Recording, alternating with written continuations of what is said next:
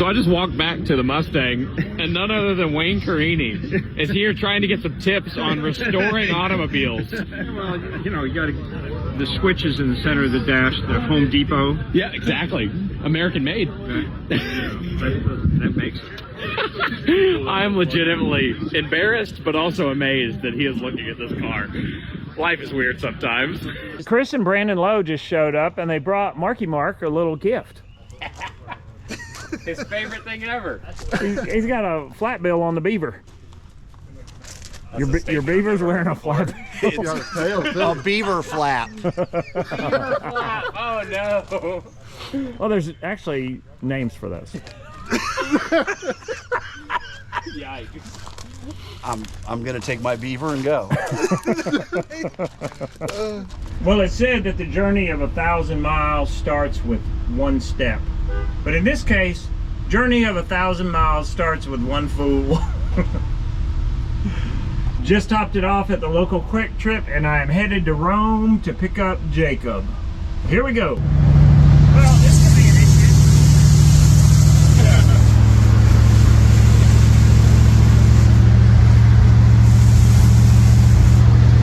But we're dry at least. Ish. Yeah. When I get over in the right lane, I just can't see the line. Like a river. All right, we have made it to Ringgold, Georgia. We are at the Lowe's house with Chris and his son Brandon, and we're having a little issue with the charging system. Yeah, so Chris had an alternator downstairs, and in theory, it'll work. We should probably check the voltage.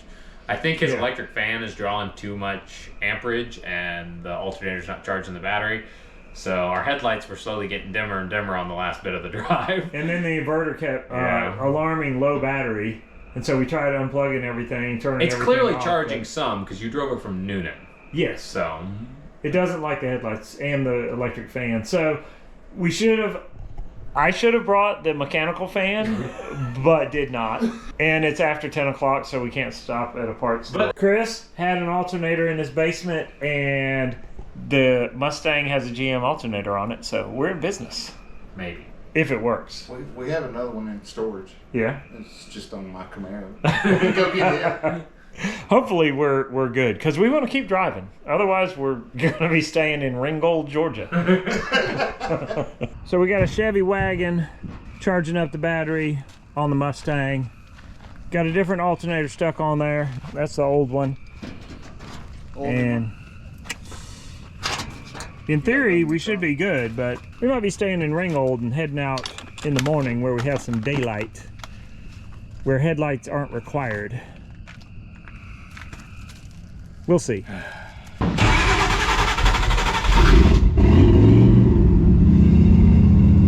right, we got 12.8 volts with the fan on and the headlights on, so we can live with that. We're probably going to wait till the morning to head out, so we're driving in daylight. I'd rather do that. Let's see. Oh yeah, we get some voltage back when I turn off the headlights. Yeah.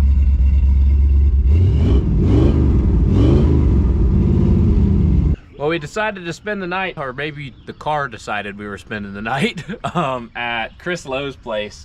It stopped charging. Luckily, he had an alternator. I don't even know if that was the problem, but we did swap it on. And got a decent night's sleep. Now we're going to drive the rest of the way up to the Faith Family Cars podcast show up in Lebanon Junction, Kentucky. Another 4.5 hours for us. So hopefully the car treats us well and fires up right now.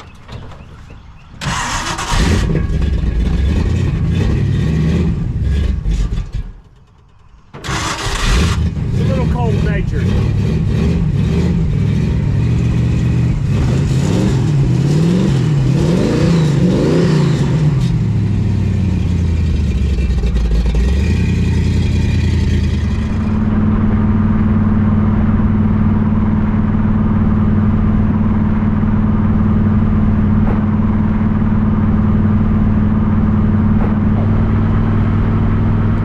We made it over the first mountain, and I was watching the oil pressure gauge, and it started dropping, and then it started kind of bouncing around, and so we're adding oil. checked it on the dipstick and it wasn't even on the dipstick, so that's always a good thing. We added 2 quarts because we don't actually know where on this random dipstick that's in this motor is actually accurate. And if it's fluctuating on oil pressure, it's probably at least 2 quarts low. So, not a big deal.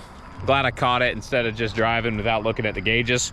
Check your gauges every few minutes, unlike this man. I would have been oblivious and just, you know, ran it without oil. Oh well, we're gonna be back on the road in a second. Not a big deal. Not at all. 103! The oil pressure's fine.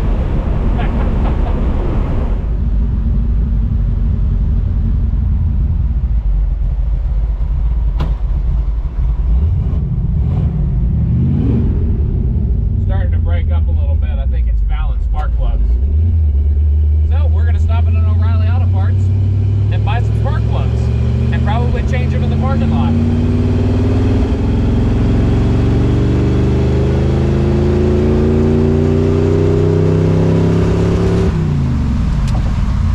Yeah, it's not super happy. The car is still shedding rust. It just gets everywhere. You have to wear glasses to keep it from going in your eyes. What's going on over here, Jake? Changing spark plugs. It started to run a little rough. I think it's starting to foul some plugs, so we're just gonna swap them and see if that fixes the problem. Of course, we're at an O'Reilly Auto Parts.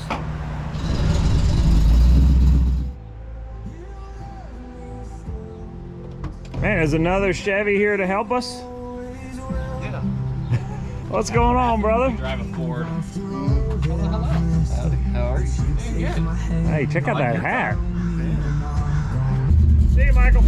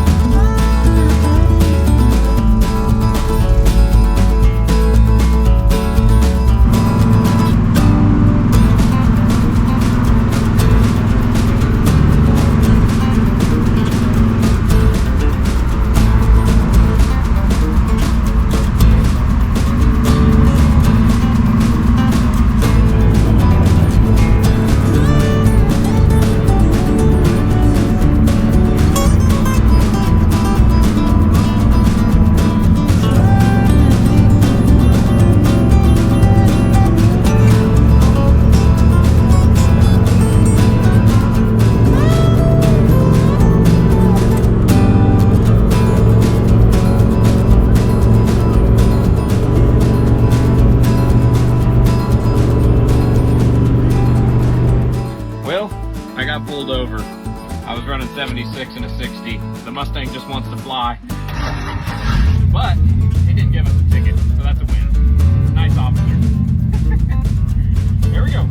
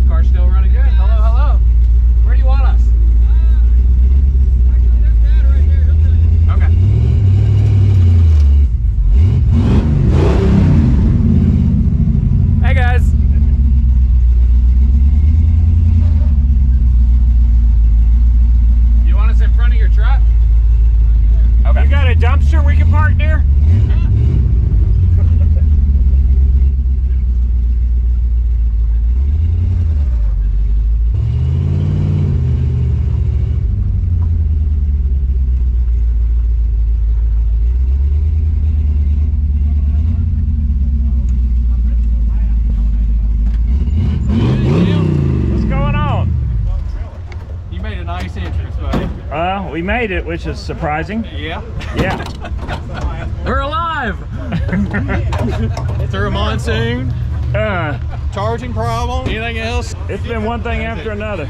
Oh yeah, it's just straight over. We lost a hood pin at our last gas stop. I don't know if somebody pulled it off or it Yeah, fell we off. didn't pull it off, and I started driving, and all of a sudden the washer went flying off. Oh my goodness! And I was like, What's going on, Mark?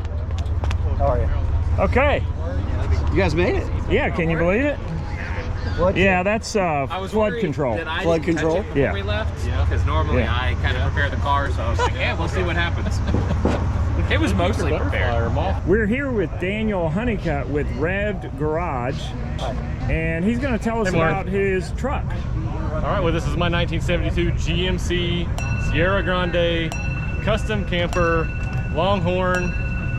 So it's got a lot of names. What is the The Longhorn? Longhorn it's got an 8.5-foot bed. It actually, not only does it have the extra 6 inches in the bed, it also has the extra 6 inches in the wheelbase. So normal long bed being 127 inches, this is 133-inch wheelbase. I don't know if GM had too many 1-ton chassis, but maybe they did. So because this is 3/4 ton truck, basically on a 1-ton chassis. It has a 402 big block. What's a 402? It's a 396 that was bored 30 over from the factory, and so that's what this is, the 402. And why did they bore them 30 over? They screwed up basically when they were casting the blocks. Okay. From what I've been told. Yeah. So I could be wrong, but that's what I was told. right. The story goes. So it is mostly original. It has been lowered. I did put some 20-inch Vision Cheyenne wheels on it. It's not lowered a ton, but it's basically the same height as a stock half-ton now after it's been lowered, I think 3 or 4 inches in the front and about 5 inches in the back. So it's still pretty high. Made a custom camper shell for it so that it would be covered. We're going on a power tour. You had to make it longer, Had right? to make it- Because the so, 6-inch so longer bed. Yeah, so I took 5 camper shells, got all the windows and things that I wanted, and pieced it all together, and couldn't get a piece of metal long enough for the top, so I put a seam in there, and it leaks a little bit, but it keeps most of the stuff dry. This thing came from Colorado. It had been, I believe, off the road for about 11 years. Interior-wise, I recovered the original seats with the original style, green and black houndstooth. Put a smaller steering wheel, went from the 17 to a 15-inch steering wheel, just to give it a little bit more leg room. Some new carpet, a new dash pad, because these things always crash and are messed up. Yeah, me and my son, we drove here to Kentucky. Oh gosh, we were in the truck for about 9 hours or so yesterday, from North Carolina to here, in the rain, with a original Quadrajet, an original engine and transmission. It's rolling along. It's been an adventure so far. Hopefully everything continues to go smoothly. And for us. you're heading on to Indianapolis for the Hot Rod Power Tour, We're heading right? to Indy tomorrow. Power Tour starts on Monday, and then our plan is to long haul it. And this decision actually just came to do this a week ago. Don't normally do stuff like that, but decided to come with a friend who's taking an untested Ford on the road. So, Yeah, Eddie Pat. So, well, thanks for sharing, thank you. Thank Daniel. you. Cool Thank you. truck, cool story, and hope you do well on the Power Tour with it. I do too. Yeah. We pray everything goes smoothly. Yep. Thanks. Thank you. Well, we are officially rolling out of the Fate Family Cars podcast cruising here in Lebanon Junction, Kentucky. Had a good time, and now we get to head up to Indianapolis.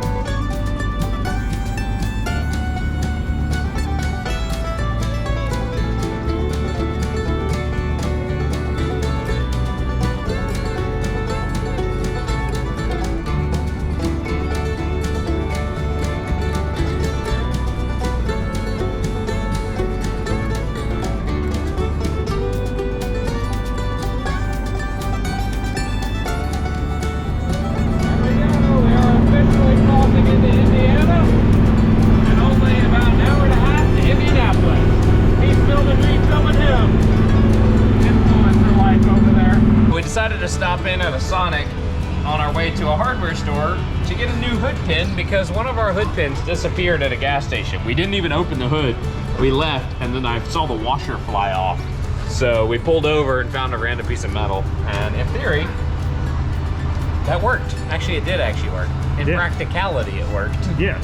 And now we're gonna get something a little better. So we don't lose our hood on this trip. And we just pulled the tape off the cowl because it's a little warm in the car, and we think there's like a riser tube in here, so the water might not actually go in the car anyway. We're gonna risk it, but it hasn't been raining. Solid in there. It hasn't been raining, so we're just gonna. Yeah. I mean, we'd go for comfort over. Our feet got wet even with that taped up, so not sure it could get much wetter. doesn't matter. Stopped at this cool hardware store Scott's Hardware to get us a hood pin, maybe 2 hood pins, so we have a spare. Maybe 3 hood pins, so we have 2 spares. Cool hardware store. So, y'all need zip ties? They've got zip ties galore. All kinds of different colors, all kinds of different lengths. Hardware store's got it going on. Look at how long these zip ties are. Crazy.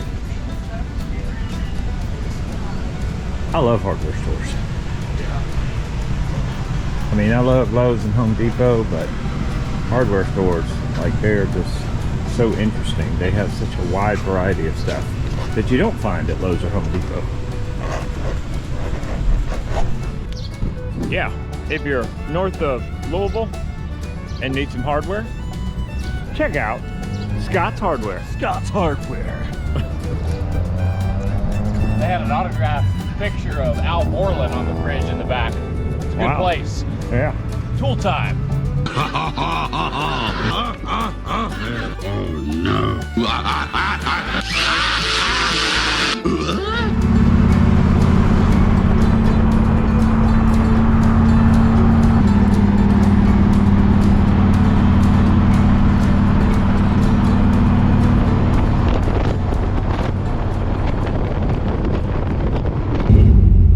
Well, we have officially made it to Mr. Mark Frisbee's house.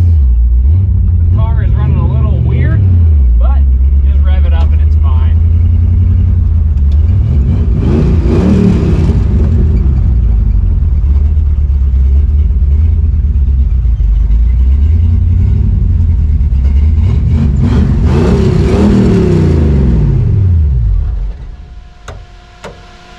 Success. At least halfway successful. We made it to Indianapolis. We're halfway there. We're living on prayer. Definitely need to be praying that we'll make it home at this point. And here's Mark on his tricycle.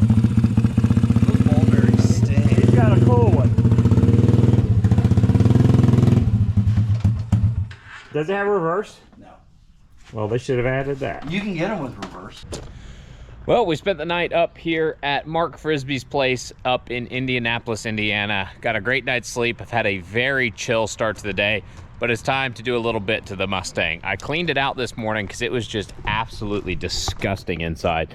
The seats fall apart, rust comes out of the dash, so there was just stuff everywhere. So I cleaned it all out, vacuumed it, and now it's time to make this car look a little better. So I'm gonna clean the windows and the wheels and tires, but the thing that's really gonna transform this car is the sweet patina sauce. So I'm wearing a no paint, no problem shirt, and this car has very little paint as a whole. So we're gonna be putting the patina preserver on it and seeing what it does to this car. I will say I have never done a car that's quite this bad. This is actually like crusty.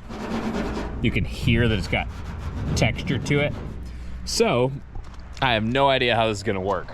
I really like the patina sauce though because it's not a permanent solution. It's something you can reapply and it just kind of takes care of the patina without covering it in a clear coat that will one day fail. So shout out to Blake and the entire crew out there in Texas. They do some really cool stuff. They raise money for ALS awareness and are just good people. So all you do is take this stuff, put it on some kind of applicator. I'm gonna use a microfiber towel. Then you put it on the car, let it soak in. And if there's any left over, which I don't think there will be on this paint, you buff it off and it leaves a nice shine. So here's an example. This truck right here, owned by Rev'd Garage, has the patina sauce on it. And as you can see, it leaves like a matte sheen that is just really beautiful. This is what the patina sauce looks like on a vehicle that actually has a decent finish to work with. The Trashback, I think, might be a different story, but I'm curious to see how it works. So cue the time lapse. We're gonna make this thing shiny-ish, shiny-ish.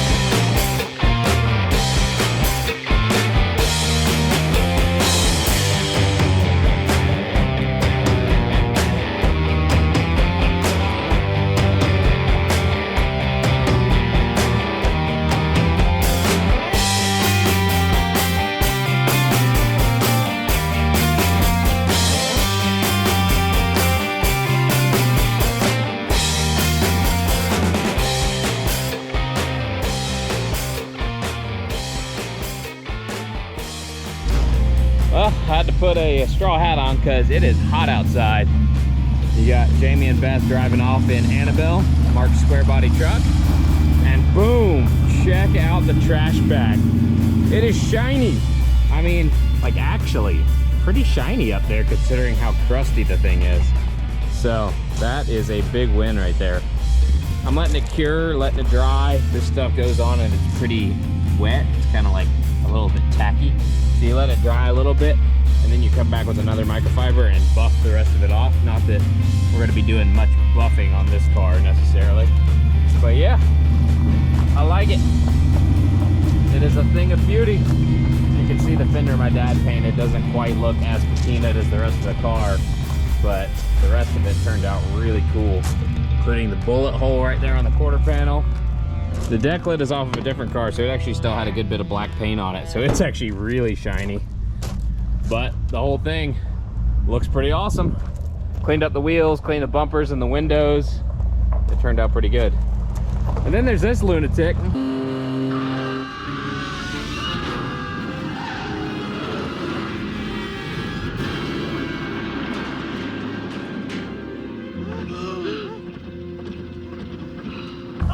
All the way from Wisconsin in a Cadillac CTSV instead of in a an actual old hot rod. Well, a new hot rod. I have windows down, air conditioning on, and it's lovely. I've never done this kind of power tour before. That is a flex right there. Windows down, AC on.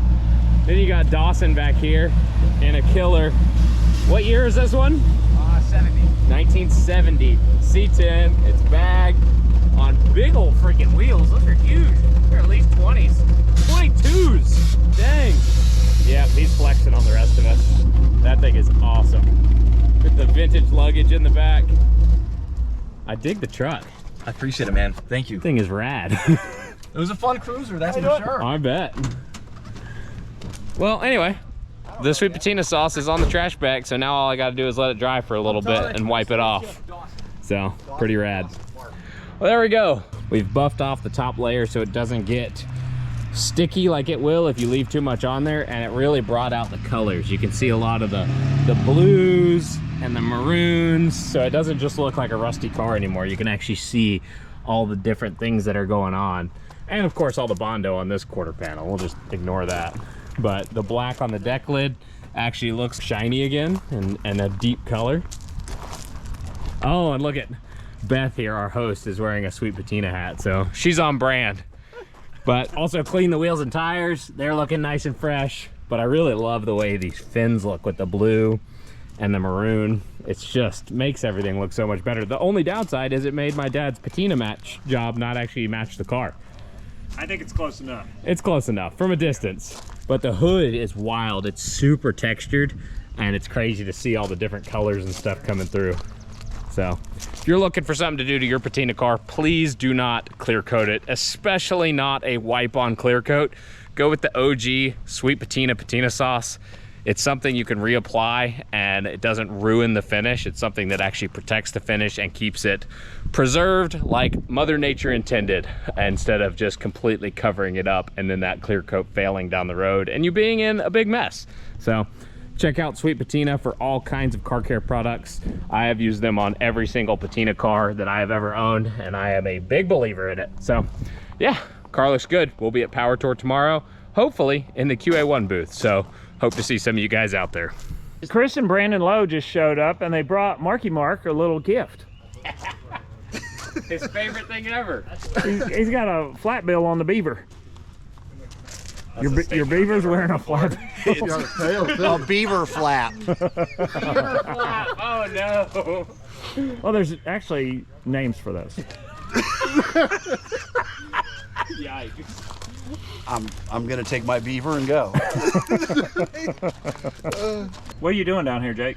So I'm trying to convince Chris to let me Sweet Patina his wagon, because this car is going to look killer with it on there. You don't have to do it by yourself. So Chris and Brandon just showed up, Now we're and trading an alternator for a coat of Sweet Patina. yeah, they got this killer 68 wagon. It's about to get a coat of Sweet Patina sauce.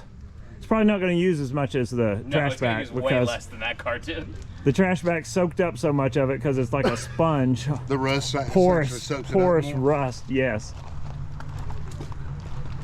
So you put some sauce on a rag and just wipe the whole car down and then let it sit for how long? I don't know, half an hour. Depends on how hot it is outside. And then wipe off the then excess. you wipe off the excess or it'll get kind of sticky on you. You just cover every bit of paint. Yeah, and you want to keep it off the chrome, right? Or does it matter? You can wipe it off the chrome afterwards, but yeah, keeping it off your glass and your trim as much as possible. It doesn't hurt it. It's just, you got to clean it off later. It's just so rough. And Chris is an auto body man, so for him to do this on his car, he feels comfortable with it. For anybody out there that's concerned that it might cause any problem, Jake. it won't. It's taking the paint off my car. Oh man. no, the pristine paint. And should you want to paint your car later, this stuff comes off with some degreaser, and it's not it's not silicone based, so if you ever do want to paint your car down the road, they've had plenty of people clean their cars and sand them down and paint it and not have any fisheye and all that. So if he ever decides he wants to paint this car, this isn't something that's going to ruin it, unlike some of the other stuff you can put on them. I love this because it's like a temporary solution to preserving your patina and making it look better, compared to if you do a full-blown clear coat like a lot of the companies sell. Yeah. You can't fix that. You got to sand that off. Which is a lot of work. Yeah, and it's going to fail at some point if you're painting over rust. Like, it will. It's an inevitable thing. Oh man, this looks so much better. It's wild to watch it just make the color pop out. How much are you supposed to put on, Jackie? You just put a good healthy coat on, and if there's any excess, you'll come I back. kind of feel like I'm running dry over here. Well, you're looking like you probably need some more, because that towel didn't have any on it, so you get that towel nice and soaked. It goes a long way once the towel is soaked. Maybe a little much. That'll go a long way. It'll be fine. It's not gonna hurt anything. Yeah.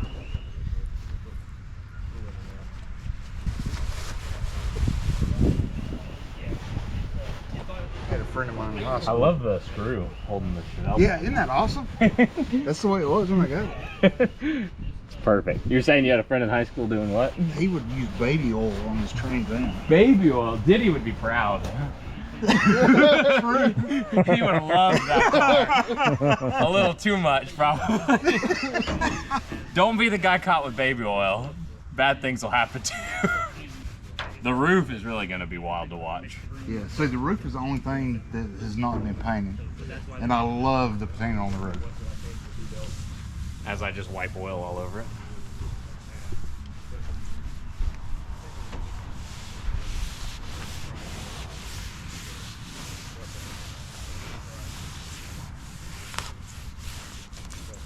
Yeah, I've been thinking about doing this for a while, but I was like, I'll get it to where I like the color on it first. You can sand right through this stuff, you know, especially if you degrease it. Like, it'll just, you know, come off and then it won't gum up your sandpaper or anything. Not any more than the paint would. After a couple rains, a lot of it will be diminished, yeah, right? he just did his, I don't know, right before he left, and he drove through a bunch of rainstorms. And it's taken some of it off. It still protects it. It just doesn't look as aggressive. It works well on the oxidized stains. Yeah, this makes me real happy.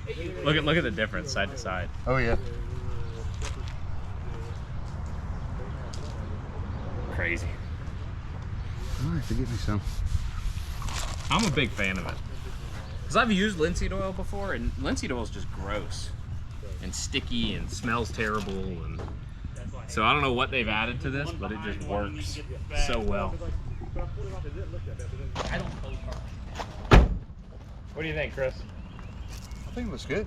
Well, let's let it soak in for a little bit, then we'll come back with a cleaner towel and wipe off the extra. Man, the car looks so much different. You need to step back and look at it. It's hard to tell how much it changed when you're right up on it. So you walk away. Oh, yeah. That's wild. It deepened up the rust. Yeah.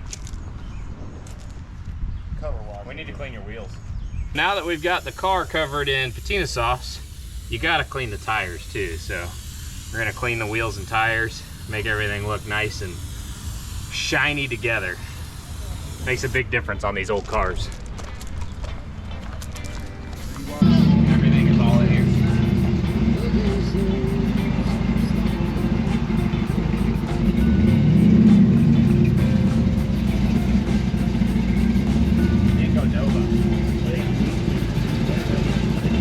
We are officially rolling into Hot Rod Power Tour here in Indianapolis at Lucas Oil Raceway Park.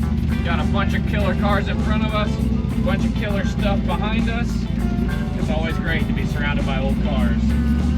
Yeah, buddy.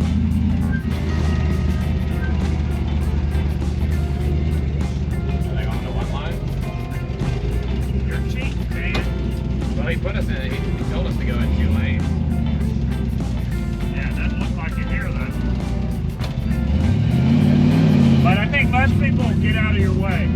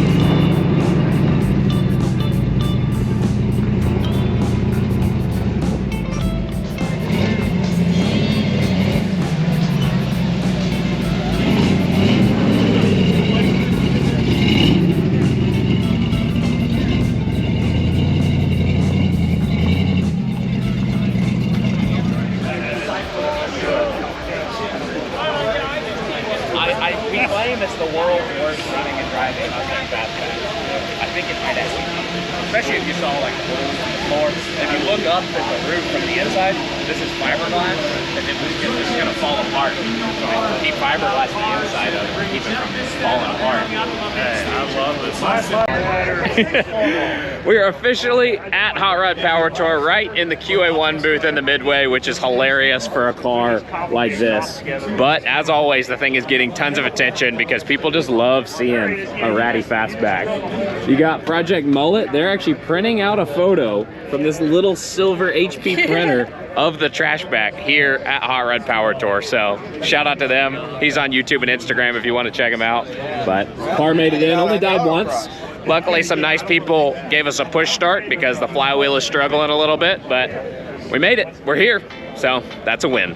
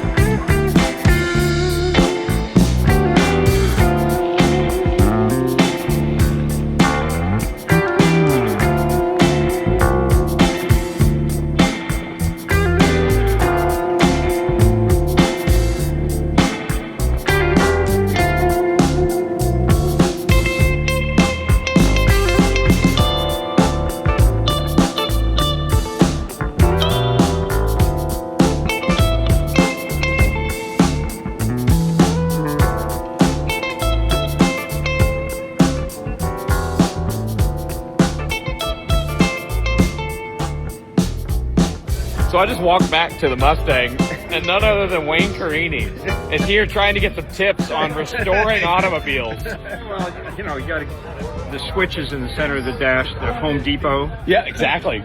American made. That makes it. I am legitimately embarrassed, but also amazed that he is looking at this car. Life is weird sometimes. My dad decided to drive over to where I was hanging out with Kevin and the land yachts, and promptly ran out of gas while cruising up. So, putting a splash of gas in the trash bag, hoping that's all that's wrong. But man, does this car look great with the patina sauce on it. I had a great time out here at Lucas Oil Raceway Park in Indianapolis, and gonna hang out with some good friends today after hopefully the car fires back up. Well, we are officially saying sayonara to our Power Tour friends. They're all rolling out to hit the route, and we are going to be heading south in the Trashback. Hopefully it'll start every time. It's missing some teeth off the flywheel, but I'm sure it'll be fine. We'll just have to park it strategically. I had to push start it at the gas station last night by myself, so it's not that big of a deal. So you got, obviously, Beth, our Friz B B host. Got the Blavette taking off. You got Adam in his Firebird, Ryan in the Camaro, and Chris Lowe in the killer Patina Wagon. So it's always good seeing these people, getting to cruise with them. We'll be solo from here on out. 8.5 hours or so back to Georgia. These guys are gonna go have fun with their cars for the next week. Oh well though. I guess cue the time lapse as we hit the road and make some miles in this old Mustang.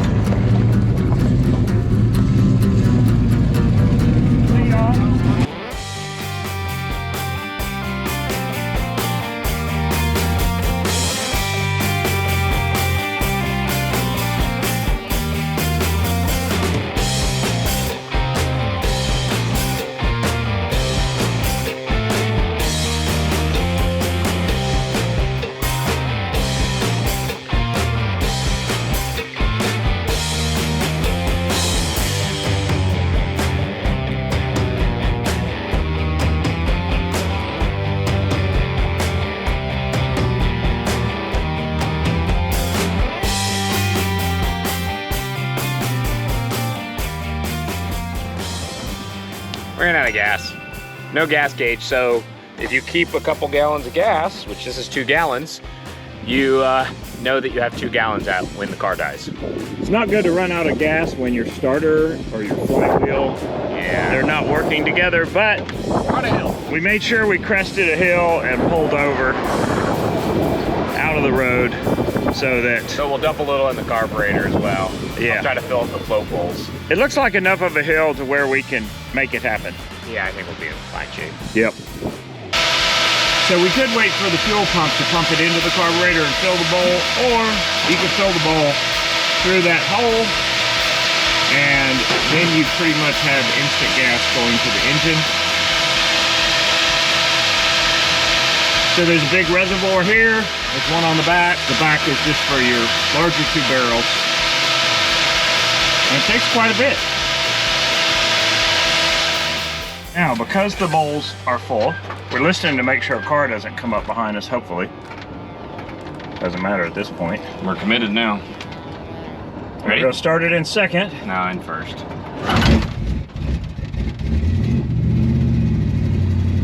long as you have enough momentum, first works really good, actually. There we go.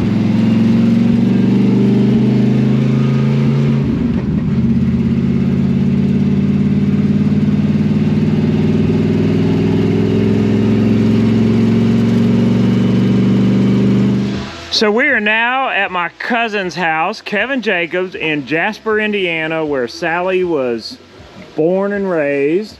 And we always bring the nicest cars. Last time it was the turquoise Hornet, and this time it's this pile of crap. Yeah, only the nicest automobiles that we have we bring here. Yeah, we impress our relatives when we show up. Yes, sir.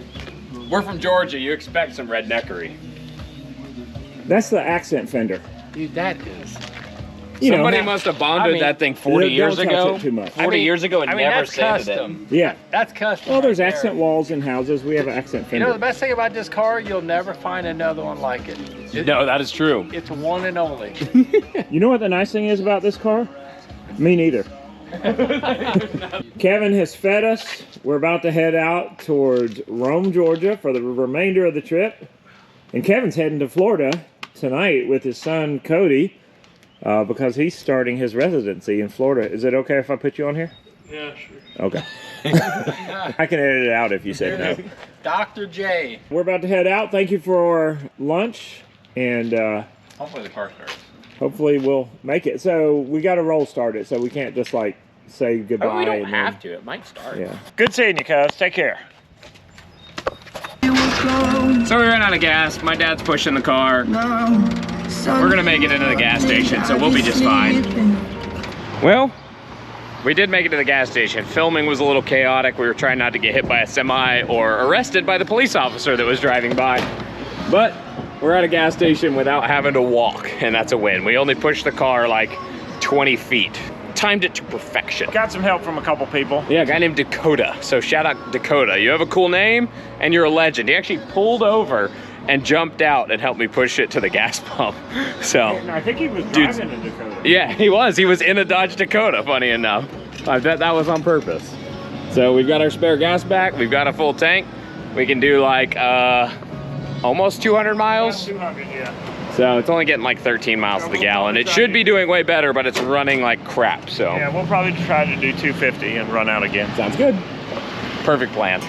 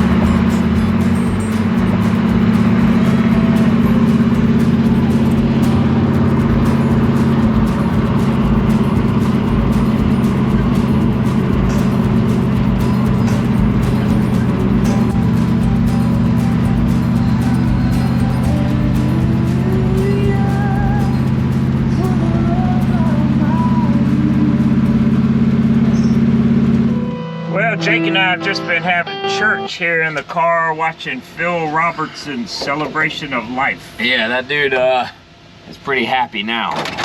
He's more than just happy.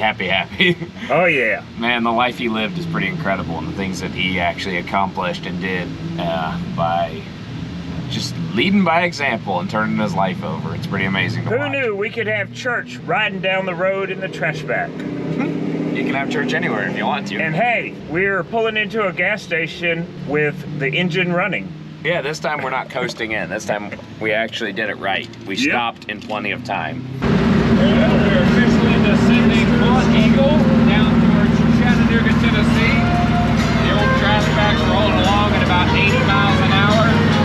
Not a single problem. Passing semis left and right. We haven't been passed by anybody on this trip, actually. Mustang flies and just wants to run down the highway.